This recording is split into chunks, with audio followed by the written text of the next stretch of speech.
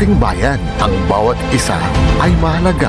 Sama-sama nating itaguyod ang disiplina, malasakit, at tunay na pagbabago. Sa tulong ng inyong suporta, patuloy nating mapapalago ang ating komunidad. Malinis, ligtas, at maunlad. Isang mensahe mula kay Mayor Patrick Agustin Caraman. Kasama ninyo sa bawat hakbang tungo sa progresibong bayan.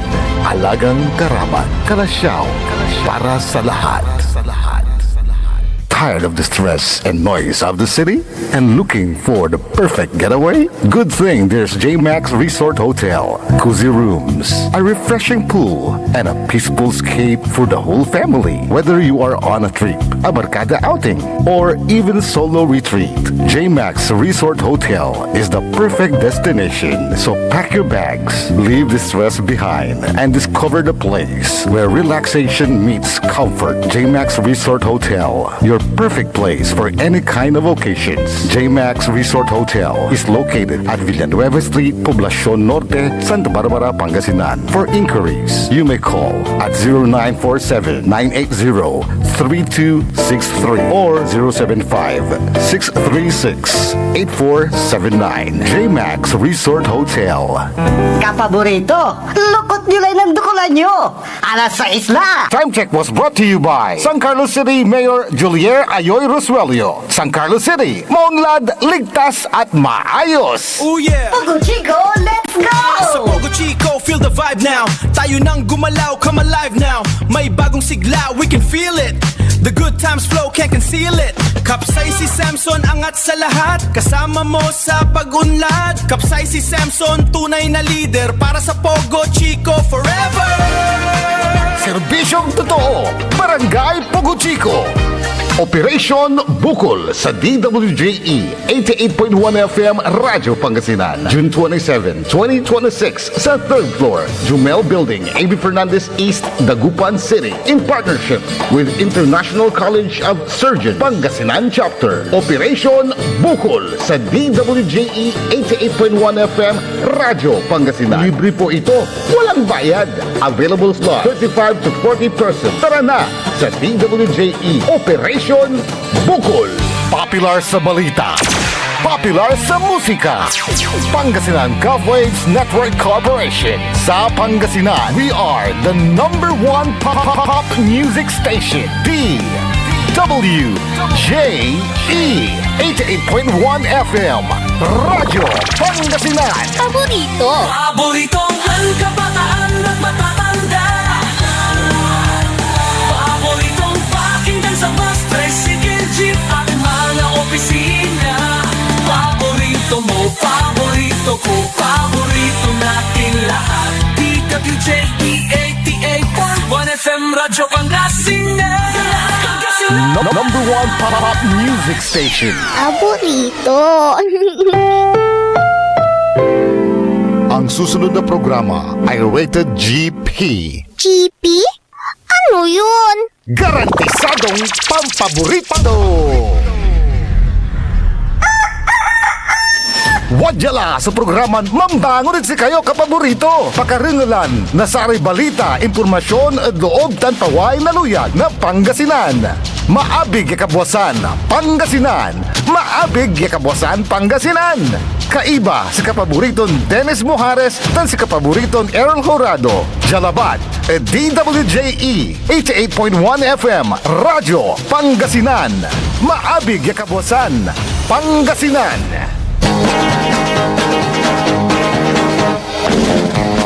Oras alas 6:04 nakabuasan. Good morning. Masantos tan maabig iya kabuasan luyag na Pangasinan. Magandang umaga po sa lahat ng taga Pangasinan. Naimbag nga bigat kada kayo amin apo. Maabig buklas ko mo amin dito na bulinaw tan Sambales. Narito naman tayo upang maghatid ng mga balita, impormasyon, mga issues. Sa umagang ito, ang inyo pong makakasama, Ano po mga lingkod? Ayan. Good morning. Maabigya kabuosan Pangasinan hanggang sa Rarame Aliwan taga Pangasinan. Oo. Good morning, Mat. Ako po ang inyong kapaborito, Kuya Errol Jurado. Makter yung lingkor, Timog Pangasinan, Dennis Mojares. At kasama din natin dyan sa may technical control si Engineer Nixon Kayabyab Dakal. At meron siyang kasama dyan si Engineer Jael Franz Kayabyab. Oo. Taga-Bunuan yan. Ayan, oh. Taga dyan sa may Bunuan sa Bangan. Bunuan kasi. Bunuan Gaset. Malapit kay June Cadiz. Samahan nyo kami sa pagtalakay sa mga mainit na balita ngayong umaga ng Lunes. Ika-22 sa buwan ng Hunyo 2026.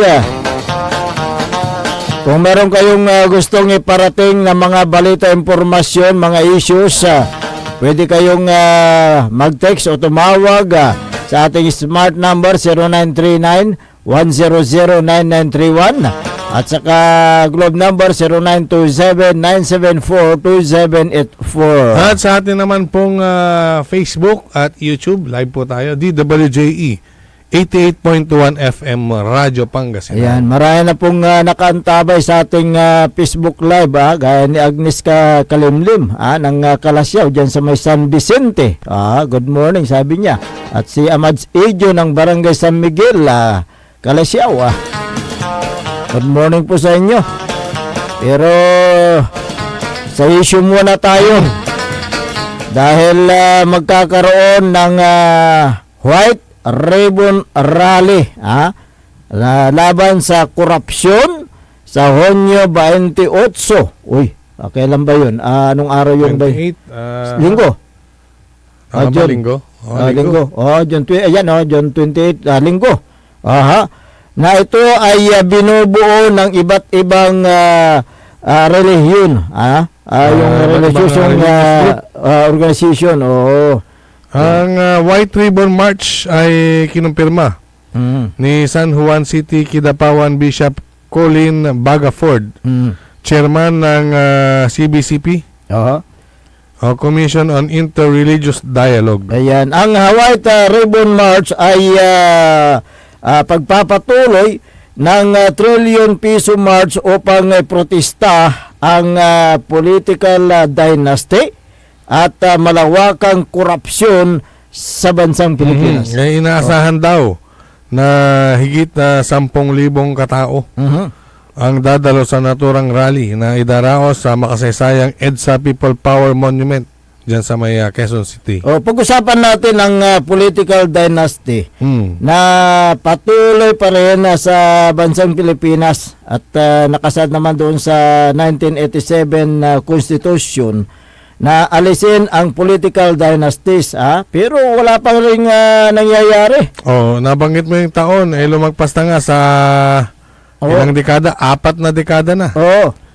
Pero hindi pa rin nagawa ang batas laban sa pamamayagpag ng mga magkakamag-anak, mag-ama o ina, magkakapatid.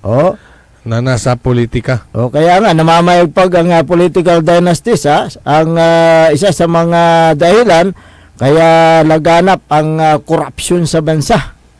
Ginagawa ng ilan sa mga politiko ang lahat para makapwesto at syempre makakulimbat. Ayan, gumastos ng malaki sa eleksyon para makaupo sa pwesto. Saan nila babawin ang milyon-milyon na ginagastos sa eleksyon, di ba? Ang mga ibang politiko naman, ang iba, ginawang negosyo ang politika kasama ang kanilang mga kaanak. Kung yung maalala, may pagkilos ang mga grupo ng mga abogado mula sa University of the Philippines na nagpasuklolo sa Korte Suprema kaugnay sa political dynasty sa bansa. Ano naman ang nangyari sa isinampa nilang petisyon? yung mandamus, Oo. petition for mandamus Oh. sa Korte Suprema para himukin ang Senado Oh. at House. Oh. Ha? Oh. Oo, himukin daw sila. Oh. Na magpasa ng batas sa political dynasties. Meron din ginawang panukala ang House of Representatives at Senado. Gumawa sila ng anti-political dynasty bill na nagdulot ng matinding debate ang mga bersyon na ipinasa sa Kongreso. Tila narinig ang sigaw ng taong bayan Oh. na wakasan ang monopolyo ng kapangyarihan. Oh, ngunit ang isang malaking tanong ang bumabagabag sa isipan ng marami, ito ba ay tunay na reforma o isang pinabagong forma ng panlilinlang? Ayon sa Article 2 Section 26 Oh. ng ating saligang batas, malinaw na ipinag-uutos ng batas na ipagbawal ang political dynasties. Pero ano ba ang nakasaad sa Kaya nga political dynasty na yan? Oh, ay sa halip na tuluyang putulin ang paghahari ng mga angkan, tila pinapahintulutan ang mga ito na ito ay sa pamagitan ng provision na naglilimita lamang sa mga mag-aanak at sabay-sabay na tumakbo sa parehong lugar. Ang mga ganitong sa maganda natin, butaw Oo nga yung butas yung butas. Oo. na batas ay nagbibigay din daan lamang upang ipasa ang kapangyarihan mula sa ang kapangyarihan mula sa isang miyembro ng pamilya patungo sa isa pang kaanak. Sa babagadamot, Oh. bakit ba? Dumadaan naman tayo sa eleksyon, binoboto naman sila. Yan nga hindi ligid sa kalaman ng publiko na ang mga nagdaang eleksyon ay patunay na ang kapangyarihan ay naipapasa lamang sa isang pamilya mula sa ama hanggang sa asawa hanggang anak, di ba? Oh. No, meron pa. Oh. Kamag-anak. Kamag-anak. Oh. Ang ganitong sistema ay sumasakal sa demokrasya. Oh. Hinahadlangan ang bagong mukha ng potensyal na leader na walang kakayahan na gumastos sa politika. Oh, ang tunay na anti-dynasty bill dapat walang yung dapat pinagbabawal ang sinumang mga kaanak hanggang sa ikalawa o ikaapat na antas o yung afinidad na tinatawag. Yung affinity. Oo. Ang pamumuno ay hindi minamana, ito ay pinagpapawisan at pinagtitiwalaan ng taong bayan. Oo. Habang tinatalakay sa Senado ang provision ng panukalang batas, binabatikos ng mga kritiko ang mga provision na nagbibigay daan upang ang isang ama ay maging gobernador at anak hanggang congressman hanggang alkalde yung anak. Oo. Oo. Ang panawagan ng mga business at civil society na organisasyon kailangan ng mas mahigpit na batas. Oo. Tulad ng People's Initiative upang matiyak ang limitasyon hanggang sa 4th civil degree upang tuluyang mabasag ang monopolyo sa gobyerno. Ang bola ngayon ay nasa Senado upang talakayin ang Senate Bill number 1901. Kailangang suriin ng mga senador ang House Bill 8389 at yung takpan ang mga butas, yung loopholes na nagbibigay daan sa mga pamilya upang patuloy na manghari sa politika. Tungkol naman sa korupsyon, Oo. may tawag sila dyan, cancer. Cancer. Oo, cancer ng lipunan. Okay. Ito ang ugat ng kahirapan. Yung mga infrastruktura na palawpaw. Oo. At syempre, ay dagdag mo dyan yung kawalan ng hustisya. Oo, sa bawat pisong ninanakaw ng mga nakaupong opisyal mula sa kaban ng bayan, katumbas nito ay gutom, kawalaan ng gamot at pinagkait ang kinabukasan para sa milyong-milyong Pilipino. Ayon sa ulat ng Transparency International, nananatiling mababa ang marka ng Pilipinas sa Corruption Perception Index dahil sa patuloy na pamamayani ng korupsyon sa mga ahensya ng gobyerno. Napakalaki ng nawawala sa kaban ng bayan dahil sa mga manumalyang proyekto gaya ng mga questionableng pondo para sa flood control kung saan bilyong-bilyong piso ang hinihinalang ibinulsa ng mga tiwaling mga opisyal at mga kontraktor. Habang lumolobo ang bulsa ng mga ilang opisyal, lalong nalulugmok sa kahirapan ang taong bayan. Ang mga proyektong binabawasan ang pondo o yung minamadali ang mga proyekto. May tawag dyan. Ano? Ikaw nang magbanggit. Kaya nga, ito nagresulta ng substandard. Yan! Nadali mo. Na nagiging sanhi ng matinding pagbaha at trahedya. At pagkasira. Nakakagawa lang, sira agad. Anunutan mo, Mike, may dito na Barangay Songkil. Tama. Project ba ng DPWH yan? Yung DK na walang bakal. Walang bakal. Grabe, kakapanggawag ni Asumpal. Kaya nga Ang gapoy, hindi, yung bakal, kinain daw ng tubig. kinain ng contract. Hindi, wala nga bakal eh. Ang gapoy, amazing katalunton may bato. May dalin, sandalabat binuhusan. Ang kwan dyan, DPW at yung kontraktor. Sino kontraktor niyan? Noong nagkabukingan sa flood control scam, halos wala ng kontraktor ang sumasali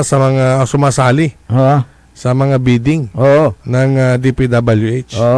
Pero nung wala pang issue sa flood control, nag-uunahan yung mga kontraktor. At meron pa nga niluluto yung bidding. Kaya nga ayaw magbenta ng bid docs. Maraming gustong bumili ng bid docs para makasali sa bidding. Kailangan ang puspusang investigasyon upang mapanagot sa batas ang lahat na sangkot mula sa lokal at lokal na politiko hanggang sa national. Diba? Maraming mga nasasangkot. Dapat isulong ang matinding parusa sa mga nagkasala. Unti ka mo? Penalty. Hanggang po ng pasa. Alam mo namang Kristiyano yung dati meron yan hindi daw maganda. Hindi, dati meron death penalty. Hindi, basta at least walang death penalty. At least ligtas pa rin yung mga kawatan. Ligtas yung mga nagnanakaw. Ligtas pa rin yung mga magnanakaw. Diba? At least, sila? Safe, Safe sila. Yung kasong pandarambong. Yan nga. Plunder. Sana magsilbing babala sa mga magnanakaw. Sa kaban ng bayan. Kaya nga. Pero, nunutan ko lang mo may babagato may netizen. Sila yung nagnakaw. Sila pa yung nagalit. Sila pa yung nagpapaimbestiga. Sila pa yung nagpapakulong. Sila pa yung humingi sa Senado. Nako. Kaya nga, ayan ang nakakabahala. Nakakabahala ng bansang Pilipinas dahil sa korupsyon sa bansa. Natiling nasa ika 120 na pwesto tayo sa out of 182 na bansa sa buong mundo na ito ay nilabas ng Corruption Perception Index.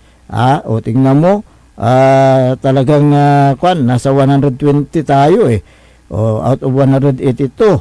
So talagang grabe ang korupsyon dito sa bansang Pilipinas. Hindi naman halata. Hindi halata. Hindi halata. Nasaan na yung mga nasaan na yung mga malita? Wala daw yun? Papeles yun, dokumento.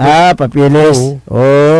Papilis ang laman ng yung 18 former Marines, sinungaling daw yung mga yon. Kargador daw mga tinawag nilang kargador. At sila pa ang kakasuhan. Oo, Oh, di ba? tingnan natin dapat sana patas ang hustisya dito sa bansang Pilipinas. Kung yung nagnakaw nga ng mangga ikinukulong. Nireklamo, impabarangay da. Mangga lang yan pero yung Yung tamunita ng mangga. siyempre Narelatan dyan Eastern. Asinggan. Asinggan. Oo. Yung mangga naman, napagkamalan niya na parte pa ng lupa Kaya nga na kanyang nasasakupan. ikinulong yung matanda. So, tingnan nyo yung batas, hindi balansi yung batas. Kaya dapat sana yung mga nagnakaw ng bilyon-bilyon mula sa flood control na yan, dapat na...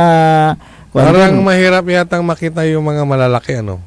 Oo nga Yung mga maliliit, yun ang nakikita nila. Oo. Parang yung yung 1602. Oh. Presidential Decree 1602. 1602. Illegal gambling. Yung mga tong-it, Nahuhuli. yung mga nasa isang bahay na nagmamadyong Nahuhuli. na walang iniistorbo, walang naiistorbo, at ang pera magkano ang nakukuha? 200. 200. 100. Oo. At ang pero ang may mas balag Hindi nakikita. Tagalogin natin para maintindihan. Mukhang hindi marunong hindi makaintindi ng Pangasinan. Yung mga mas malalaki na sugal, Hindi nakikita. mukhang hindi yata nakikita. Oo. Kumbaga ganito na lang ang example diyan. Yung pako at saka yung karayom. Pag hinanap mo yung dalawa, mas nakikita mo yung karayom kaysa yung pako. Parang yung pako nakalubog Ulo lang yung nakalabas Ganun yun yung karayom uldar. Yun yung example mo. Yung mga nag-41 sa silong ng mangga. Nakikita. Habang nagsisiesta. Alam mo yung siesta? Yung pagkatapos mo kumain ng tanghalian instead na iyugi mo at kakayari maangal lantiit man tutong itira at setaya at 246. Anong tawag mo doon sa kwan pag nagmamadyong, ano yung mga kwan doon, yung may tawag doon Alin? yung mga gamit sa madyong, yung ginagamit nila na pag mitsa yun, mitsa. Anong mitsa? Anong tawag doon? Ano? Mitsa. Anong tawag doon? Yung mitsa sa paputok. Ewan ko sa'yo. Yung mga kwan, yung gamit nila. Siyempre, pag yung sabi nila yung balls yung doon sa drop ball malaking bola yung nakikita doon pero doon sa hindi nakikita yun, pero ang nakikita yung mga maliliit. Alin yung dice? Dice pala. Dice ba ang tawag doon? Dice yun. Dice. Oo. Nakikita yung dice na maliit pero yung malaking bola sa drop ball nakikita. Baka naman. Baka may ano yan. Baka may mabuting usapan. Kaya tayo ay magbolag-bolagan. Alas 6:23 ng umaga. Good morning kay Kagawad Alvin Sandoval. Good morning mga pare kuy. Akala balang ko nung nalagaplayad mala barangay Pututan. Kagawad Alvin Sandoval. Barangay Pututan dyan sa Bimmalay, Pangasinan. Himayawar. Good morning din sa mga masugid nating taga-subaybay. Si Lolo Orpilia dyan sa Western Pangasinan. Marivic Rivera Balason, magandang umaga. Kay Mar Pascua at Maricris Abara. Susana Bunggar Bustamante, magandang umaga. Condolence nga pala doon sa pamilya Buston dyan sa may actually kaklase ko ito si Joaquin Buston siya po sumakabilang buhay na yan ang kanyang mga labi daw nandyan sa may Burgos, Pangasinan. Okay, Don Ramon Bautista Sr. Sa former Vice Mayor at former board member. Si Mr. Health. Mr. Health. Oo, tawag yan, Mr. Health. Maagang nagigising po yan at maagang buwabiyahe patungo dyan sa may Region 1 Medical Center. Siya po yung isa sa mga kaantabay ni Director Dr. Roland Mejia, Centennial Medical Center Chief. Ayan. Good morning po sa inyo dyan sa may Region 1 Medical Center. Last week, wala good news eh. Ano yung good news? Yung nagpirmahan na ng pagbabati. Pagbabati. Oo, yung mga nagigera sa Middle East. Oo, pero wala. Ganito layo. ang problema, pinasaro yata Ang problema, nagkaroon na naman ng tension. sabi ni President Donald Trump nung linggo kahapon, baka naman girahin niya na naman ng Iran. Dahil yung kanilang pag-uusap mukhang hindi na naman nasunod. Hindi maganda. Yung kapot dalalawat may Strait of Hormuz. Kaya nga yun ang problema na naman. Tabali-bali nila, kapan announce siya si Karatolay Pistok. Wala announcement niya sa crudo, gasolina, diesel, pas, rollback, yabalbalag. Bukas. Awoy, no natuloy na, ito na wala. Yan ang kuwan kasi, bakit hindi na matapos-tapos yung naturang kuwan yan, kaguluhan dyan. Dapat sundin yung kuwan, pistok sa pagitan ng United States at saka Iran. Ngayon hindi maganda naman ang kuwan, ihip ng hangin dyan. Ano bang nangyari? Kawawa na tayo. Dahil diyan po nanggagaling yung mga langis. Pag isinarado na naman yan, anong mangyayari sa atin? Apektado po tayo. Good morning kay Magina Corda. At ganun din kay Myra Meritil Lapid. Ayan. Sa aming pagbabalik, talakayan natin itong mga itong mga nakakuha, mga passers nga sa Seal of Good Financial Housekeeping. At Lahat naman yata lahat dito sa lalawigan ng Pangasinan. Yan po yung ating tatalakayin makalipas lang po ng ilang paalala. Ang puta-putang Iran Balita. The Senate is under attack. Senate was never under attack. Pero para sa amin na nandito, napakaraming nangyari. I'm talking about ngayon, after those terrible events. Ang puta-putang Iran Sonata. Tama yung... Hawak mo ang beat. Saan ang puta-putang Iran impormasyon? Sa number 1 pop music station. DWJE 88.1 FM. Radyo Pangasinan. Paborito. Looking for a place where comfort meets flavor? Welcome to Cafe Medardo, nestled inside Coras Manor and Garden in Mapandan, Pangasinan. Your cozy escape just off the town's heart. Start your day with a rich aroma of freshly brewed coffee. Savor our signature blends, perfectly paired with warm pastries straight from the oven. Indulge our mouth-watering pasta, all and chef-inspired specialties made with love in every bite. Whether it's a casual catch-up with your friends, a family celebration, or a quiet moment just for you, Cafe Medardo is your perfect spot to relax, connect, and enjoy. Visit us today at Cafe Medardo in Coras Manor and Garden, Mapandan, Pangasinan, where every cup tells a story and every visit feels like home.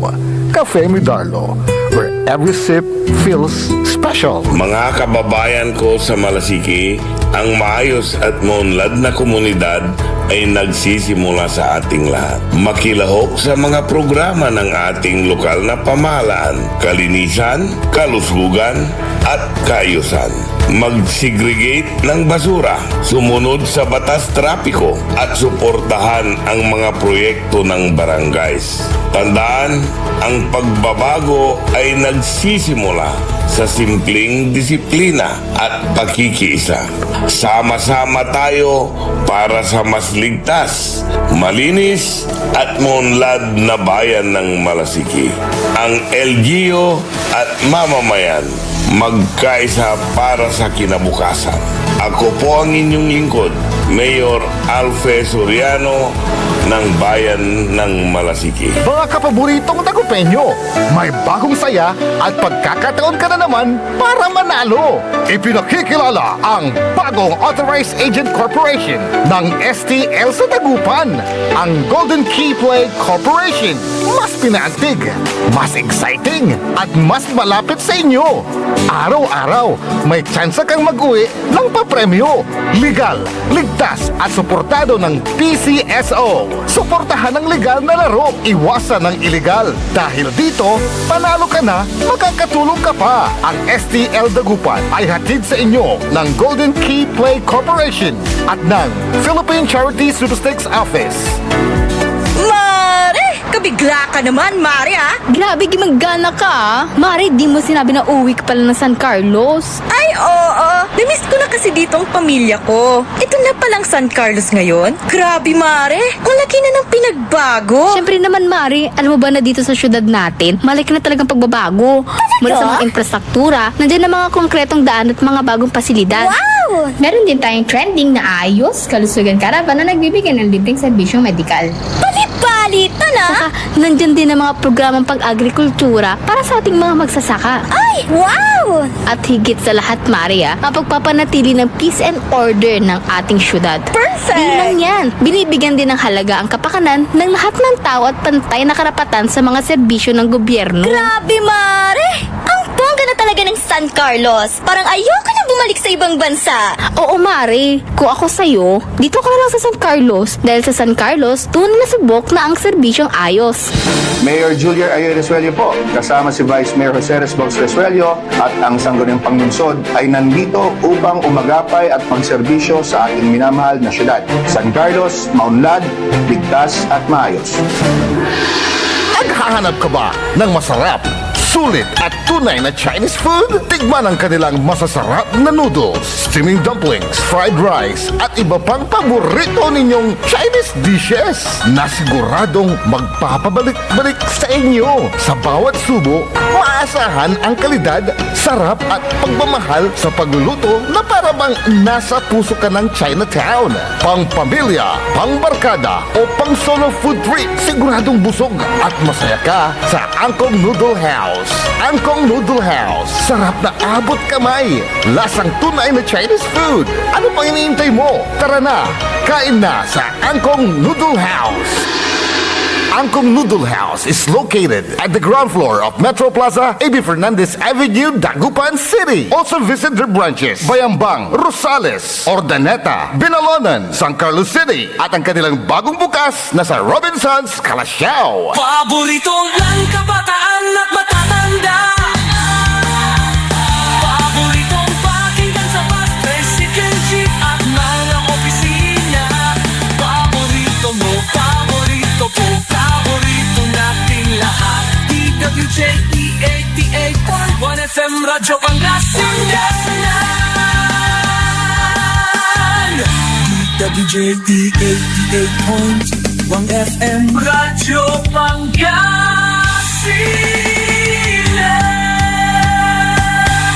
Paborito. Bumangon na! Samahan ang inyong mga kapaborito.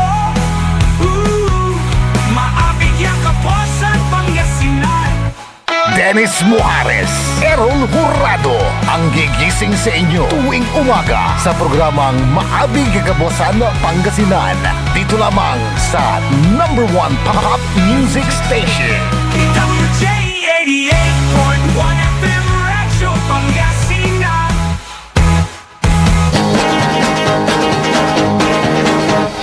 Alas 6:34 ng umaga sa pagpapatuloy ng ating palatuntunan, Maabig Yakabwasan na Pangasinan. Ang inyo pong nakakasama sa umagang ito, ang inyo pong lingkod ng bayan, Timog Pangasinan, Dennis Muharis. At kasama din natin dyan sa may technical control, si Engineer Nixon Kayabyab Dakal. At ganoon din si Jael Franz Kayabyab. At kasama ko pa rin si kapaborito Errol Horado. Kung meron kayong gustong iparating na mga balita, informasyon, mga issues, mangyari lamang po tumawag o mag-text sa ating smart number 0939-100-9931 o kaya sa Globe number 0927-974-2784. At pwede rin kayo magpadala ng inyong mga pagbati, mga greetings sa pamagitan ng ating Facebook Live. Search lang po ang DWG 88.1 FM Radio Pangasinan Paborito. Aha.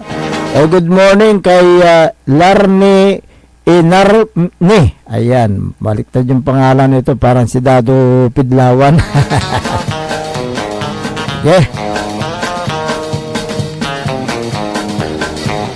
Hoy, masaya ang lahat ng mga local government unit sa lalawigan ng Pangasinan sapagkat walang naiwan sa Seal of Good Financial Housekeeping na iginawad ng Department of the Interior and Local Government o DILG.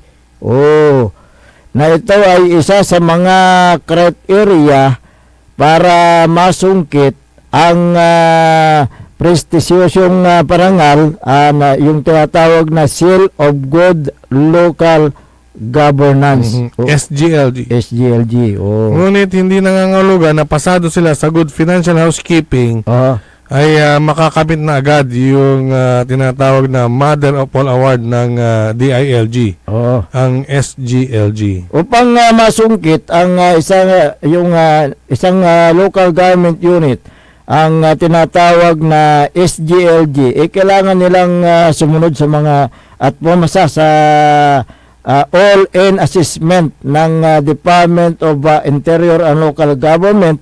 Ibig sabihin, dapat maabot ng lokal na pamahalaan ang mga pamantayan. Tulad ng financial administration at sustainability, dapat ang lokal na pamahalaan sumusunod sa panuntunan ng Commission on Audit na may transparency sa pamamagitan ng disclosure policy at maayos na pamamahala ng pondo. Tama ba ang napakinggan ko? Yung pinagkakagastusan ng pondo, wala bang mga disallowance?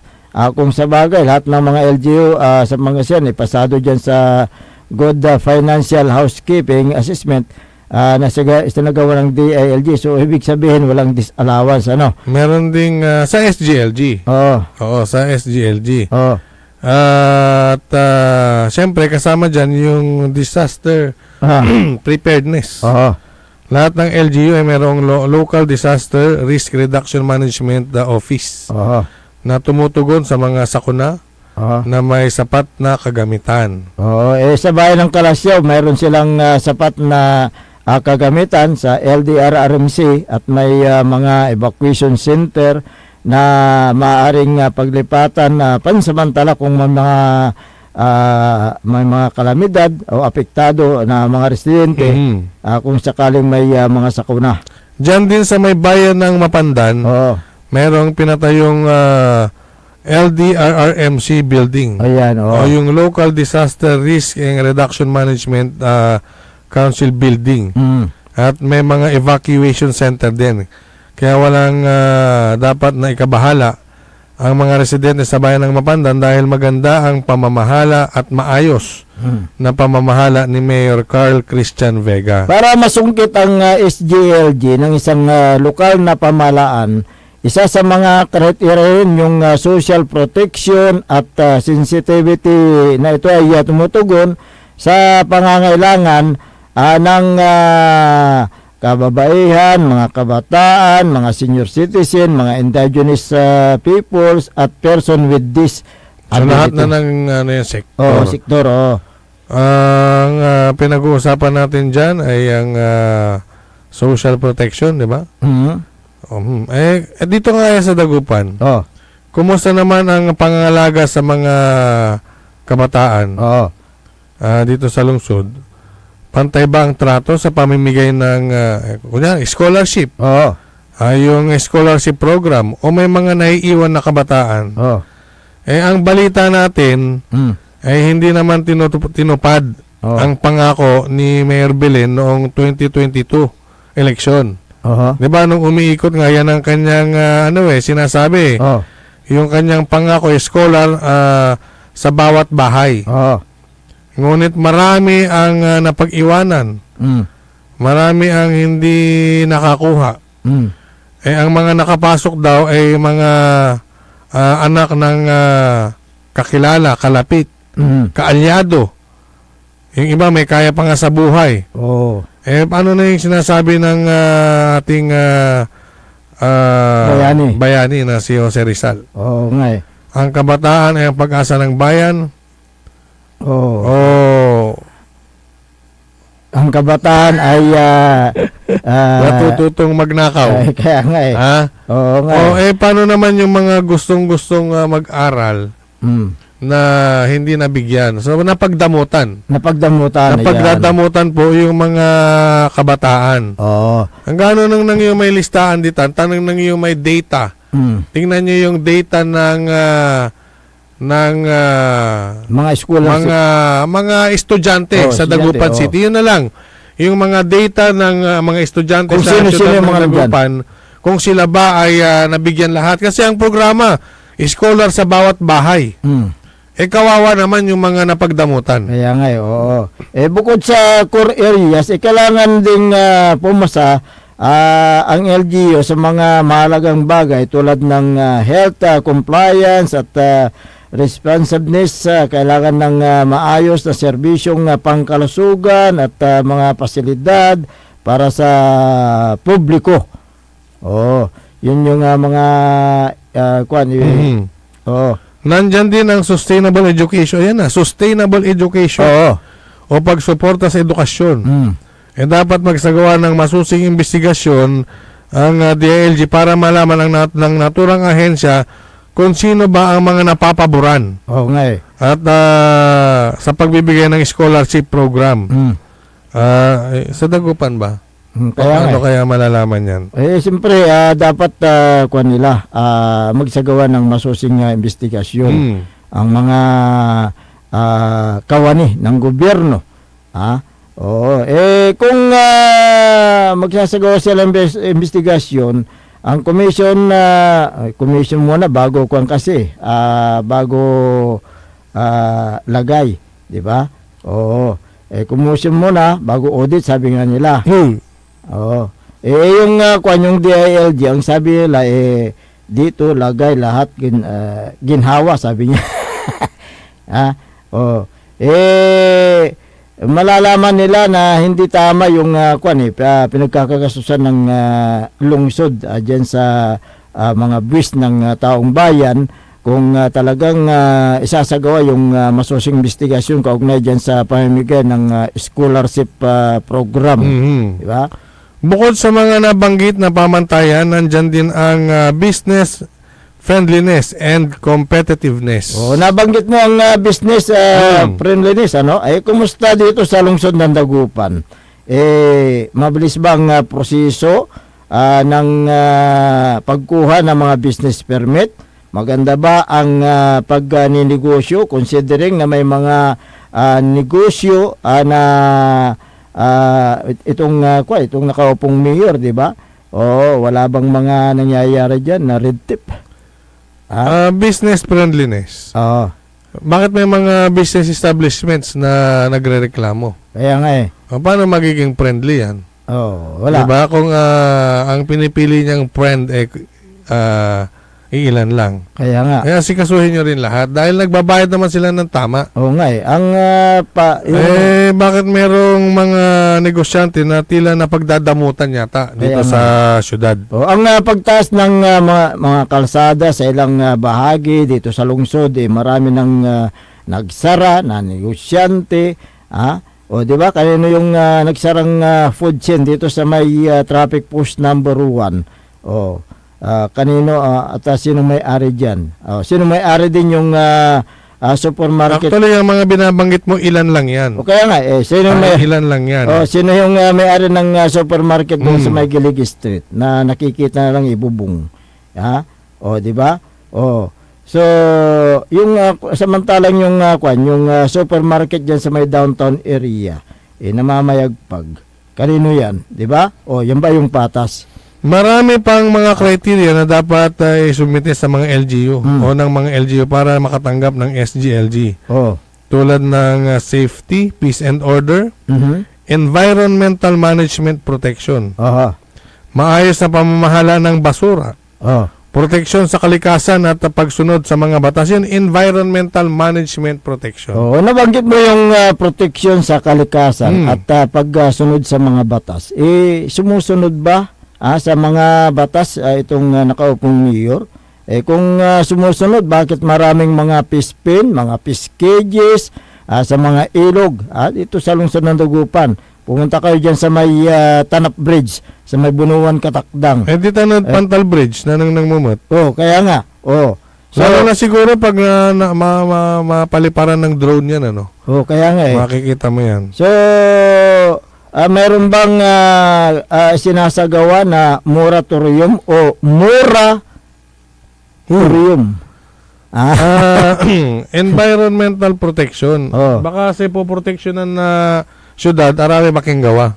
Sino bang may-ari dyan? Ang tanong, sino-sino bang mga may-ari dyan? Sino may-ari dyan? Bakit mukhang untouchable? Kaya nga Sino-sino ba ang may mga fish pen? Fish cage dyan? Dito na sararatay ilog na naratay ko ay Pigaran Barangay actually. Dito na Island Barangay sa nang mo dito. So, ibig sabihin, walang political will ang nakaupong mayor. Ang mayroon sa kanya ay politika. Walang will. Mahilig naman politika, to? Parang ganun. Ang iba pang mga kriteria na dapat isumite sa DILG upang kwalipikadong makatanggap ng SGLG ay ang drug-cleared LGU. Drug-cleared LGU sa Manawag. Kaya nga. Ilang beses na silang nag-declare dyan ng drug-cleared. Noong 2023, hindi nila nasungkit ang SGLG dahil may mga barangay na hindi pa drug cleared kaya bumagsak sila 2023 pero nung mga nakarang taon na rin naladamala mo nakuha na nila. Batay sa record ng Philippine Drug Enforcement Agency, mayroon pang ilang barangays dito sa lungsod ng Dagupan na hindi pa tuluyang nalilinis ng mga otoridad sa mga illegal na droga. As of nung kanakarang taon, year 2025, merong mga barangays pa na hindi pa drug cleared ayon sa PDEA. Ang alam ko dyan, upang ma-declare ang isang lugar, isang LGU, bilang drug cleared, kailangan ay 100%. Tama. 100%. Aba? Walang nababalitaan na yung patungkol sa illegal na droga. Ang Dagupan City ay mayroong 31 barangays. Tama ba ako, di ba? 31 barangays. Out of 31 barangays, ang drug-cleared barangay ay meron na daw 29. Saan galing yung data na yan? PDEA. Sa PDEA. PDEA? 2025 ito. Last year. So, meron pang dalawang barangays. Ito ay Barangay 2 at saka Barangay 3, yung nababanggit diyan. Magano? Baka wala man react saya, ibig sabihin, may drug cleared lararami arom. Kaya nga yung sinasabi nila. Sublay si early in the morning. At saya bibilan ta, baka man react itan. Ay, simple. No, say, hindi clear labat, duara. Duara, So, kaya nga. aliwanin drug cleared. Oh. Natamita sa ludya ay. Pero yun yung data. Yung data. Galing sa PDEA yan. Oo, so ibig As sabihin, of 2025. 29, so drug cleared. Yun ang Barangay. sinasabi. Aba. Oo. Yung mga ibang barangay. Orly, Yun yung mga ibang 29. barangay. 29 ko no, 29. So may dalawa pa raw. Na hindi pa. Gano, agalaman react sa akin. Yan ang sinasabi. So, yan ba ay totoong yung mga 29 ay talagang cleared?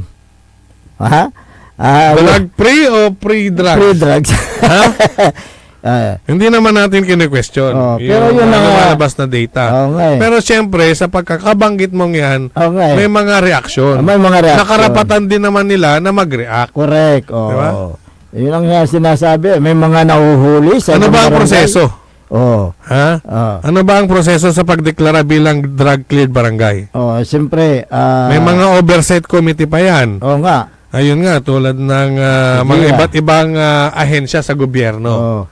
Ayan, Kung meron pang dalawang barangay na hindi pa na-deklara na drug cleared, siyempre, malamang medyo may kalabuhan pa na... Hindi natin pinapangunahan yung SGLG, na iaawat sa dagupan. Dahil dumadaan naman sa proseso yan. At tulad ng maawag, di ba, yun yung isa sa mga naging basihan kung bakit hindi sila nakasungkit ng SGLG last 2023. Dahil hindi pa drug cleared ang ilang barangays dyan sa Manawag. 3 years ago yan, 3 years so ago. ganito rin yung sa Dagupan, siyempre may mga hindi pa hindi natin alam kung ano ang magiging kahihinatnan niyan. Kung totoo ba na 29 drug cleared, drug free. Marami tayong nababalitaan nga sa mga barabarangay. Nagala lang timan sa litan. Agala man kumintod sa ata. Kaya ayan ang kwan dyan nababasa din natin sa mga police sa social media pa lang. Police report. Makikita mo na. Di ba? Hindi, kung daw, yung yung mga... Hindi naman natin kine-question kung ano man yung mga inilalabas na data dito. Pero karapatan din ng mga taga-Dagupan na mag-react kung ang sarili nilang barangay ba drug clear dahil ditan iraman na ayam. Ang tada so nagagawa ditan. Correct. Ang tada no so pararami mang gagamit ditan. Paano sasabihin na drug cleared? Ayan. Sige. Yan, siguro konting ano lang. Konting paliwanag lang kung saan galing yung data at maiintindihan naman natin. Pero kung galing sa PDEA, official yan. Official yan. Data yan. Official. Sige. Good morning kay Alvin de Vera de Guzman. Si Kapitan Saldi Bauson ng Barangay Macabito, Calasiao. Magandang umaga sa iyo. Makuli-kuli lawas siya si Kapitan Saldi Bauson. Ang kapinibaga mo saya. Maya-mali accomplishment project to dyan. Adita na Barangay Macabito. Okay. Man-exercise tayo na magano. Take it away, engineer.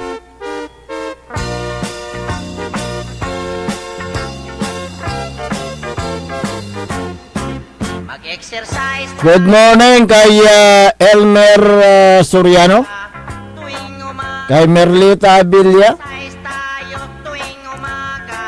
Mayor Patrick Agustin Karamat ng Calasiao, good morning.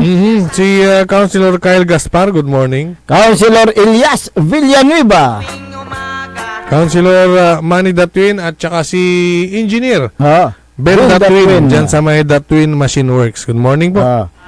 Councilor Mike Sison, si Councilor Joppy Loresco, former Councilor Gerald Apicial. Good morning dyan sa may Mayor's Office, si Boss Carlo, si Madam Mami at Sir Bayan, Sergeant Esteves at Madam Jubit Apiado Esteves, magandang umaga. Caramel de la Cruz, kumusta ka na? Mayor Carl Christian Biga ng Mapandan, good morning. Kay Sir Jeffrel at Dr. Felix Domicilio. Kay Ansel Zarate. Si Maniboy Landinyon, good morning. Good morning. Si Boss Darwin.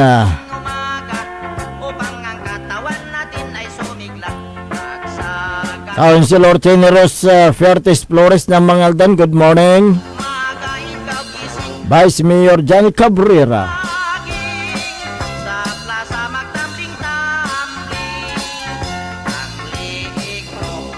Good morning din kay Kagawad Raymond Taminaya ng Barangay Mangkop, Kalasyaw.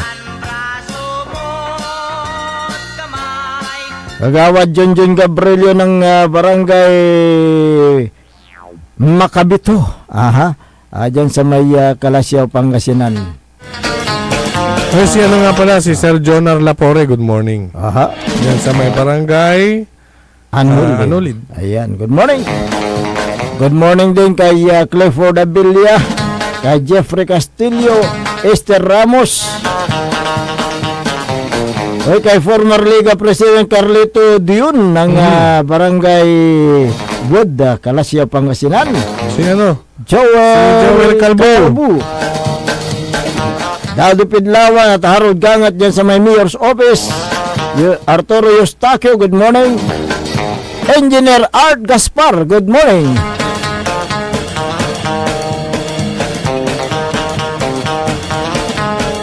At sa lahat ng mga nakasubaybay sa ating palatuntunan, kayo po ay lubos na nagpapasalamat sa inyong walang sawang pagsubaybay.